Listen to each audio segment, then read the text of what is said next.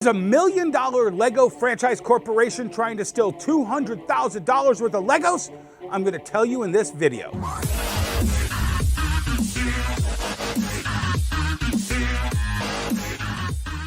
Hey everyone, I'm Dennis Barger, owner of Wonderworld Comics, Cosmic Pop Retro, and Dystopia. I have been playing with Legos for 45 years of my life. For the last 35 years, I've been selling Legos. Do you know why? Legos is one of the most nostalgic brands that you can play with and sell. Because everyone, boys and girls, played with Legos. And that's what brings us to right now. This gentleman, we're not going to mention names in this video. This gentleman had collected this large collection of Star Wars Legos. He did it with his son, and together the two of them built this enormous collection of Star Wars Legos. But when the health issues started to pile up, they needed money rather than Legos. They took it to the largest franchise of Lego resellers, Bricks and Minifigs. We have two of them within 15 miles of where I'm at right now. These places are everywhere, and up until a month ago, they had a perfect, stellar record in the community. It started about a month ago when one of the biggest Lego YouTubers decided to test Bricks and Minifigs. He put a rare $1,000 Lego C-3PO in a bin full of a whole bunch of junk to see if they would spot it and make him a legitimate offer. Shockingly, nobody offered him anywhere near where that Lego should have been offered from any of this franchise. But if that wasn't bad enough, then you have this collection that comes in. Let me explain the structure of this company. This company is Bricks and Minifigs. It's a $400 million corporation, and they franchise out to 350 separate owners. Every one of those 350 owners pays a fee to the corporation to be able to use that name and sell on behalf of themselves, but kicking a lot of money upstairs because of the franchise. A lot of people don't understand franchises. Almost every McDonald's you've ever eaten at is not owned by Ronald McDonald. It's owned by little families that have invested their money in being a McDonald franchisee.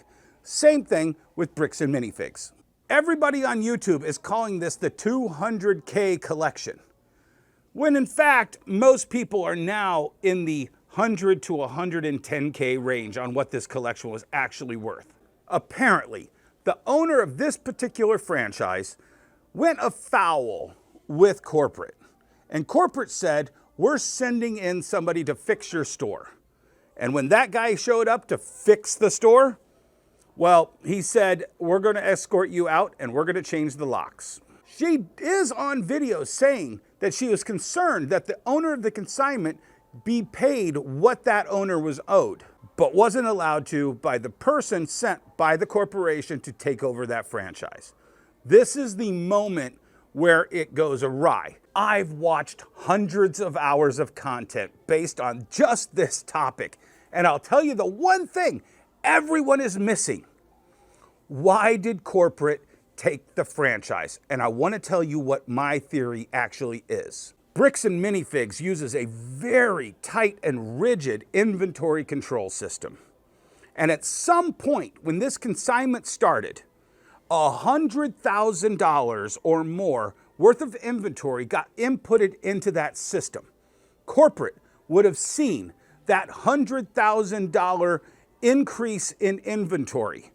And as it slowly sold away, they would see transactions for $500, $1,000, yet they were only getting paid a percent of the percent that that franchise owner was making. The majority of that went to the original owners of the collection. And I think, and this is just my theory, that corporate saw all of this money fluxing into that franchise and saw several of these transactions going out of the franchise, but they weren't making the percent that they saw come through on the balance sheets because it was a consignment. And 65% of every one of those sales went to the family of the original owner. Right now, corporate is saying, well, we had to take that away from her because she was not doing things the way they wanted it done. She was apparently offering consignment, and they say they've never offered consignment, except for the fact that in the 2003 franchise agreement, it stipulates that they can do consignment. This blows the corporate's argument completely out of the water. But like I said, all the YouTubers are chasing that. Nobody is looking at what was the trigger for them to come in and try to take this Lego collection. I think it was because they get 7% of every transaction that comes out of that franchise. Yet a consignment deal only gives them 7% of what the franchisee accepts from that sale.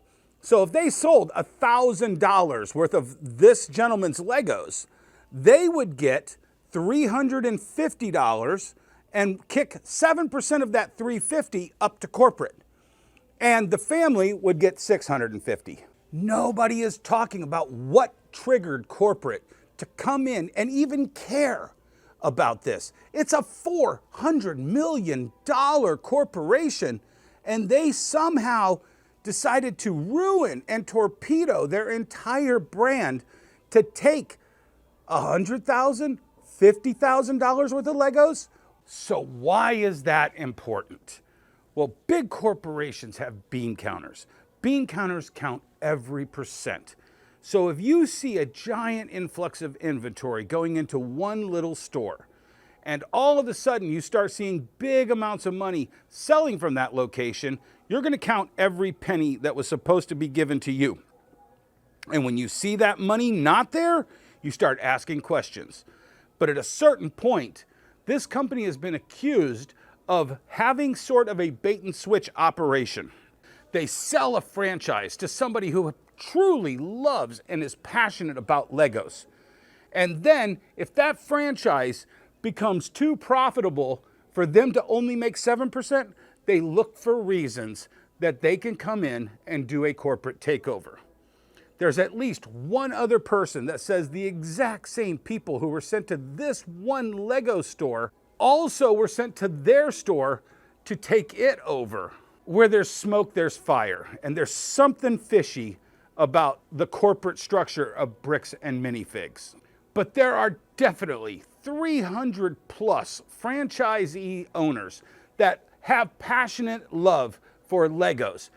They should not be painted by the same brush as the corporate structure and the couple people that have been sent in to take over this franchise and deprive the family of what's rightfully theirs. I never charge 35% for a consignment. I do 10, 15, 20% for my consignment. But here's why they might have charged that extra percentage for this particular consignment. Well, first of all, 35% minus 7% they know they have to kick upstairs leaves 28%. Well, if somebody uses their credit card, well, there you're going to lose another 3%. That leaves 25% to the franchisee owner when everything is said and done. That's the same as if you sent it off to an auction house and they take 10%. You bake that into the total. I think that's what happened, and that's why the percent was 35% on the commission. I honestly think that a company that might have ill intentions of selling these franchises, planting these seeds all across the country, and waiting for which one was going to be the strongest, most profitable, and then figuring out a way to come in, move in, take over after the franchisee owner has given them percent after percent a franchise fee. I think if this gets uncovered, this is a bigger scandal than all of the other scandals that have happened with this corporation. The basis for this corporation is they built a brand name, Bricks and Minifigs. The meat of this entire issue is the company was set up to sell franchises. Every person that signs up for a franchise has to pay them a franchise fee. That's to put the name on the outside of the building. That's to get all of the systems in place to make them profitable that this corporation has built. And then like I said, this is my assumption. That's where it should end. They should be happy that every one of these franchisees is making money and kicking the percent upstairs. However, if my assumption is correct, they are having these people pay these franchise fees, sign these long-term leases, and then all of a sudden, when they see one here that has the potential to make even more money, they go in and they snatch it from the owner and take it over for themselves. And if they've done this now twice, and if there's more of these that come out, this is a predatory practice of making people plant your seeds for you and then coming in to chop down the tree when it gets big enough. It's a two-pronged strategy, if I'm correct.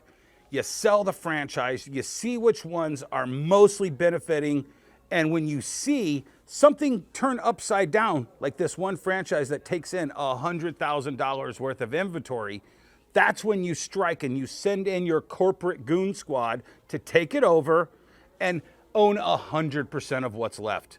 And forget about any consignment deal, because consignment only makes you a small percent. You want to turn and burn and make the full 100% off of paying way less for that collection. But where did this backfire?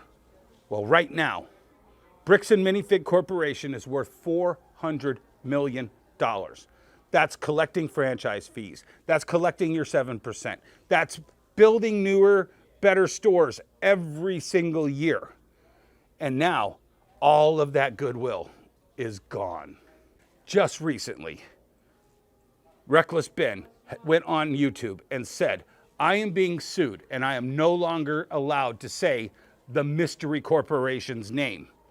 And if I do say it, this $1.3 million lawsuit against me and the owners of the collection will be in default, and I will be on the hook for all of that.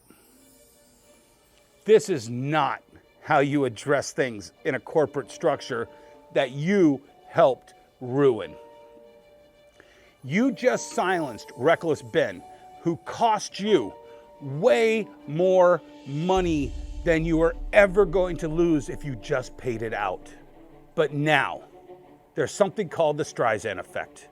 And a month ago, I would have never made a video about bricks and minifigs. You silenced Reckless Ben. You didn't silence me. I am going to be the voice for him and the family that you screwed out of their Legos.